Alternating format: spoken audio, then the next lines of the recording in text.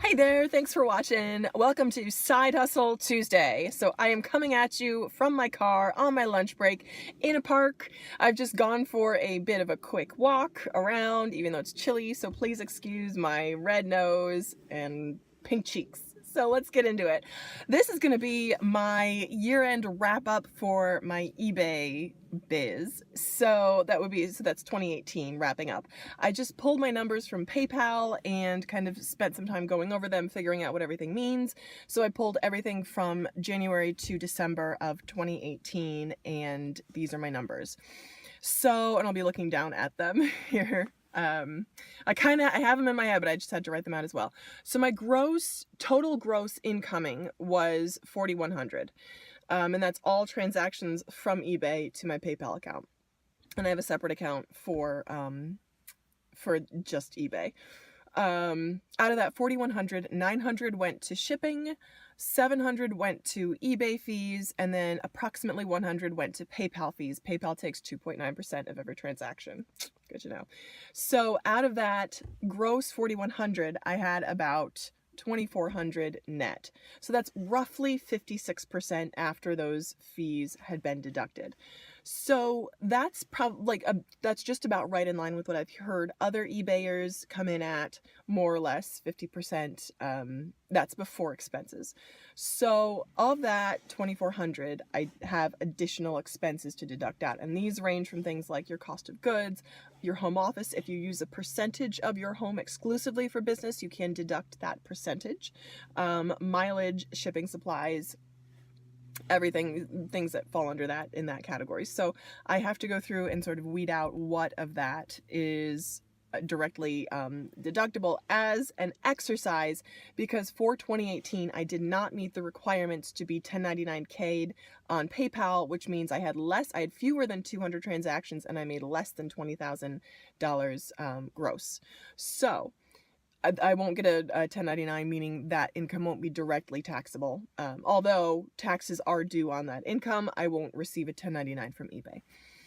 So I'm doing this exercise now because I want to know my numbers, because my plan is to scale my business so that this time next year I'm making a video on why I have received my 1099K and how I plan to do those taxes, etc. So that would mean growing my business by almost exactly 5 times. So 5 timesing my business, going from 4,000 gross to 20,000 gross, and really keeping track very, very carefully along the way. So this is my plan, my approach.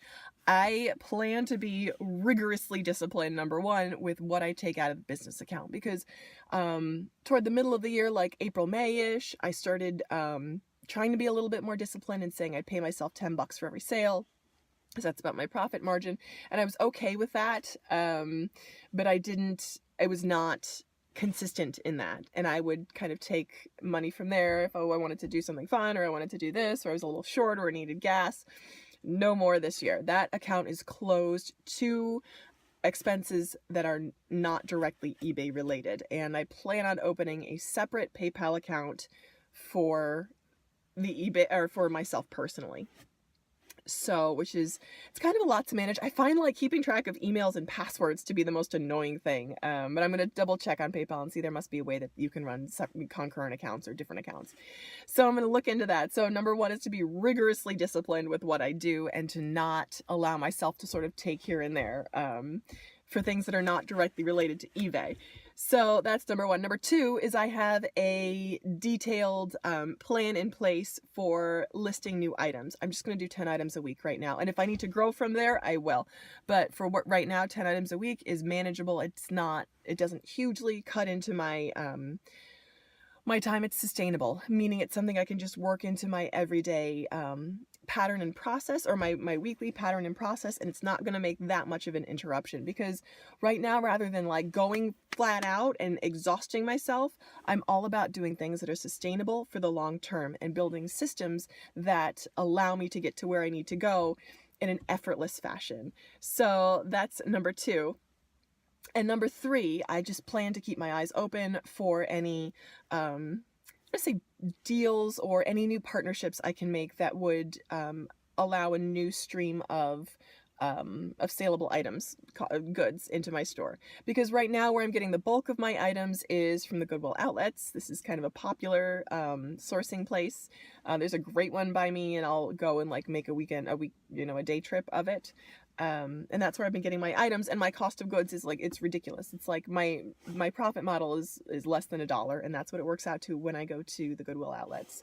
And it's like fun. These are things that I would do normally in the course of my week. I love the thrill of the hunt in a thrift store. I grew up going to thrift stores and finding deals. My mother is like the queen of deal shopping.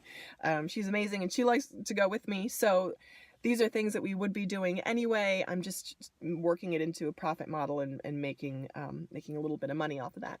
So that's my plan going forward. Another thing that I kind of wanted to talk about was a level of effort. So right now for 2018, if I look at it as a whole, yes, there were periods of some increased activity, but on the whole, I would say I put in a level of effort 1 to 10, 10 being flat out and 1 being no effort. I put in maybe a 2 to 3 overall averaged. So my goal is to raise that to a 4 or a 5 and keep it consistent throughout the year to grow by 5 times.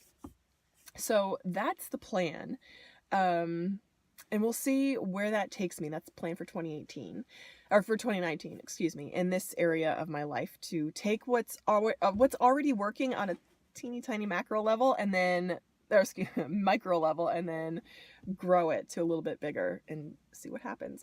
So again, that's the plan, and sharing it on Side Hustle Tuesday. If you have any questions, or if you have a side hustle that you're excited to watch grow, I'd love to hear about it in the comments section. Let me know. Thanks again for watching, and I hope that you will keep watching.